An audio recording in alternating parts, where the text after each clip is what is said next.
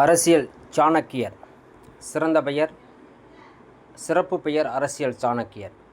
பிறந்த இடம் ஒசூருக்கு அருகில் உள்ள தொரப்பள்ளி கிராமம். பெற்றோர் சக்கரவர்த்தி ஐயங்கார், சிங்காரம்மாள். பிறப்பு 10 டிசம்பர் 1878. மறைவு டிசம்பர் 25, 1972. 1900 வழக்கறிஞர் தொழில் செய்தார். 1917 சேலம் மாநகராட்சி உறுப்பினராக இருந்தார். பின்னர் நகர தந்தையாகவும் தேர்ந்தெடுக்கப்பட்டார். 1930 மகாத்மா காந்தியின் தண்டி யாத்திரையை ஒட்டிய வேதாரண்யத்தில் உப்பு சத்தியாகிரகம் நடத்தி சிறை சென்றவர் நம்ம அரசியல் சாணக்கியர் ராஜாஜி. அவர் வகித்த பதவிகள்: 1937 மதராஸ் மாகாணத்தின் முதன்மை மந்திரியாக பொறுப்பேற்று 1940 வரை பதவி வகித்தார்.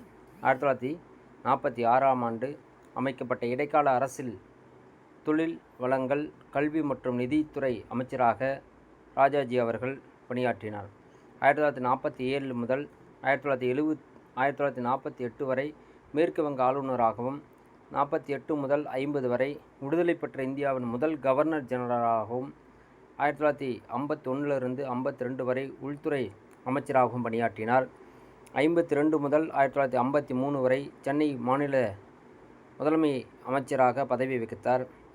குழுக்கல்வி திட்டத்திற்கு ஆக மிகுந்த விமர்சனத்திற்கு ஆட்பட்டவர் ராஜாஜி அவர்கள்.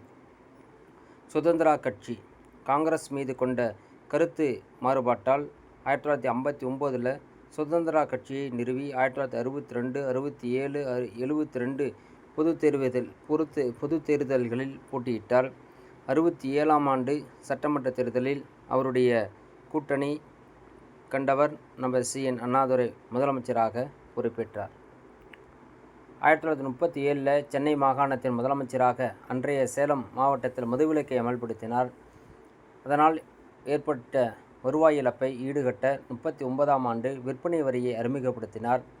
52 சென்னை மாகாணம் முழுவதும் மதுவிலக்கை அமல்படுத்தினார். ராஜாஜி மதுவிலக்கு பிரச்சாரத்தை முன்னெடுக்கும் வகையில் திருச்செங்கோடு காந்தி ஆசிரமம் முதல் விமோச்சனம் என்ற இதழை தொடங்கி நடத்தினார். இராமாயணத்தை எளிய தமிழில், சக்கரவர்த்தி திருமகன் என்று, மகாபாரதத்தை வியாசர் விருந்து என்ற பெயரிலும், பகவத்கீதையை கண்ணன் காட்டிய வழி என்ற பெயரிலும் எழுதினார்.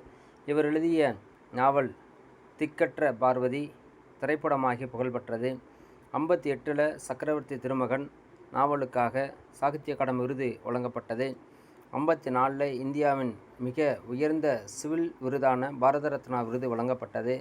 இவரை காந்தியடிகள் எனது மனசாட்சியின் பாதுகாவலர் என்று அன்போடு அழைப்பார். கர்நாடக இசையில் அமைக்கப்பட்ட குறை ஒன்றுமில்லை என்ற பாடலை இயற்றிய பெருமையும் அவருக்கு உண்டு.